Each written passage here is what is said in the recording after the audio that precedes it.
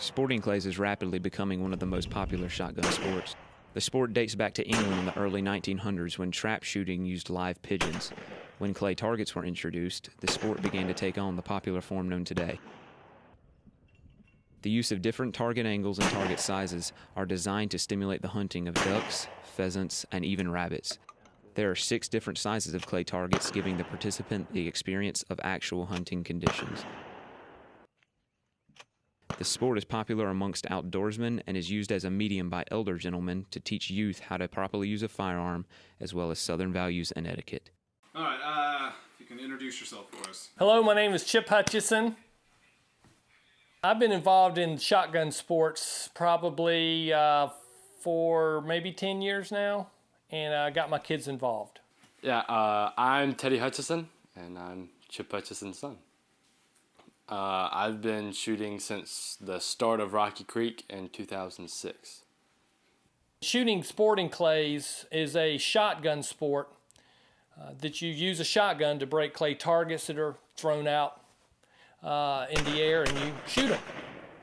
Sporting clays is a lot like golf with a shotgun. You go to a course and it's got anywhere between 12 to 18 stations, and every station you go to has a unique presentation of targets, and they're thrown at different directions. It's always set at 100 targets per course, so every time you shoot a round of sporting clays, you're going to shoot 100 times. So a perfect score, of course, would be 100, and that's your challenge to break as many targets as possible. My scores usually range from 85 to high 90s. Some courses, usually the youth shoots I compete in, the courses are a little bit easier, so the scores usually range a little higher. And then when I shoot in the little bit harder courses where adults can compete too, the scores usually get a little bit lower, just simply because the targets I shoot at are harder. Do you get competitive when you go shoot with your dad? When I go shoot with my dad, it gets to the point where he has a 15 bird handicap where he actually adds 15 birds to his score. I am a fun-loving skeet shooter. I enjoy breaking clay targets, but I have given up the fact that I need to be better than my kids a long time ago. After we get done, and if he's within 15, he's gonna beat me. So it gets pretty heated right there towards the middle. Kids, especially my kids, they're really good shots, and they have been better than me probably since they've been shooting competitively. What got you into skeet shooting?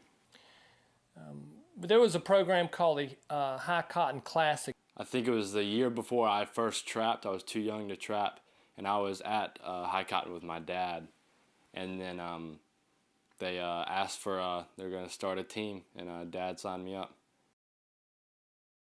My name is Rusty Darby. I'm a cotton farmer in Chester County, South Carolina. The High Cotton Classic started in about 1991.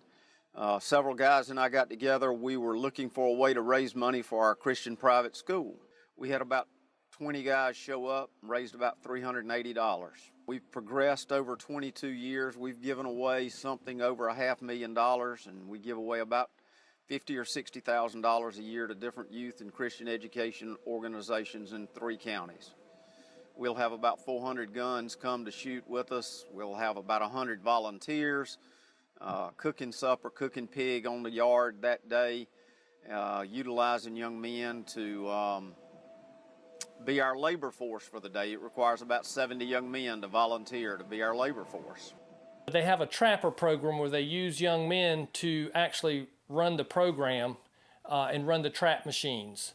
What you do is it's like a bipod or something, and you cock the thrower, and you cock the thrower, lay the clay in the thrower, and then you pull it. When they say pull, you let the thrower throw the bird, and then they shoot at it, and you repeat every time they say pull.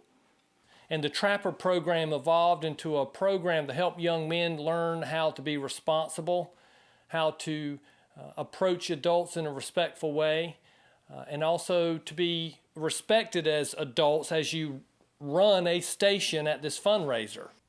They are our ambassador to our customers. He's walking the course. They're our safety officers, and so we try to give them the confidence to police these men into being safe, keeping their guns safe. Somebody gets out of line, the young man is in charge and authorized to direct and redirect those men if they get out of line. It teaches responsibility as well as the ability to be a Southern gentleman. And a Southern gentleman is how you appear and how you work around people and how you respect others. We will require several things of them. We'll make them come to a training session. You cannot come and work that day without being at the training session. And at that session, we want to train you to be able to greet a man, be able to speak clearly, shake hands with him, know our rules, know what you're supposed to do. We try to explain to them